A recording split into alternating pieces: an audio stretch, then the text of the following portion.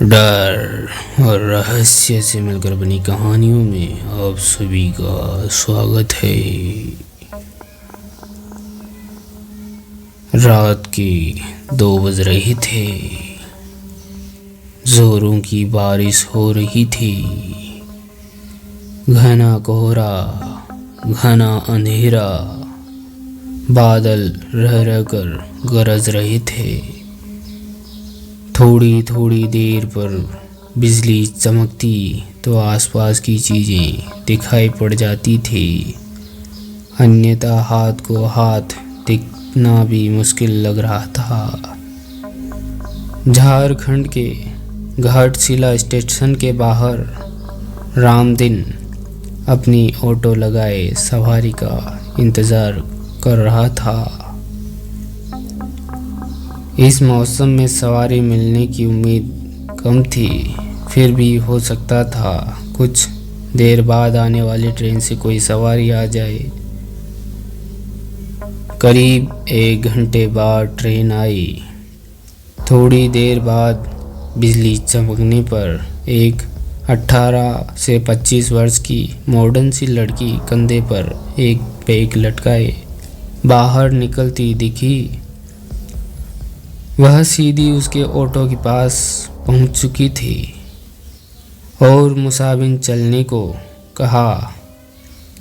रामदीन ने कहा कि रात का वक्त है, इसलिए वहां चलने पर 500 रुपये लूँगा, नहीं तो 2-4 घंटे इंतज़ार कर लीजिए, सुबह 100 रुपये में ले चलूँगा। लड़की बोली, अभी 200 रुपये रखो, बाकी वहाँ पहुँचकर दे दूंगी, और ऑटो पर बैठ गई। अब रामदीन ने ऑटो बढ़ा दिया।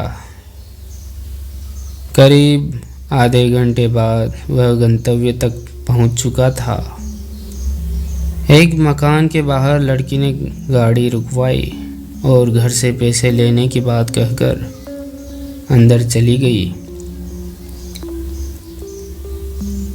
काफ़ी देर तक वह नहीं लौटी तो रामदीन अकेले बैठे बैठे परेशान होने लगा। उसने घर का दरवाज़ा खटखटाया। काफ़ी देर बाद एक बूढ़े ने आंखें मलते हुए दरवाज़ा खोला। उसने पूछा, कौन हो तुम और इतनी रात को किस लिए आए हो? रामदीन बोला, जो मेम साहब थोड़ी देर पहले आए हैं, उन्होंने मेरा पूरा भाड़ा नहीं दिया है। बूढ़े ने आश्चर्य से उसकी ओर देखा और बोला, यहाँ तो कोई मेम साहब नहीं रहती, मैं अकेला रहता हूँ। रामदीन की नज़र एक फ़ोटो पर पड़ी। उसने कहा, यही मेम साहब तो आई थी, उन्हें स्टेशन से लेकर आया हूँ मैं। बूढ़े ने आश्चर्य से देखा, फिर बोला, इस लड़की को मरे 8 साल हो चुके हैं। देखो फोटो पर माला भी चढ़ी हुई है। ये मेरी पोती थी, ये कैसे आ सकती है? रामदीन के होश उड़ चुके थे। वह चुपचाप अपने ऑटो के पास पहुंच चुका था। उसने देखा कि सीट पर 100 के 3 नोट रखे थे।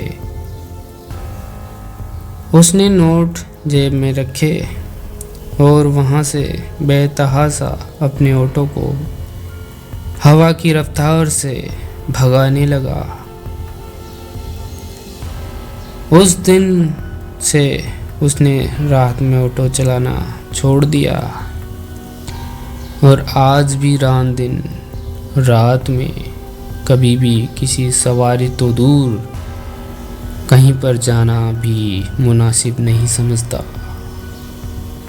इस घटना ने उसके जीवन में ऐसे बदलाव किए कि उसकी पूरी जीवन ही बदल चुका था।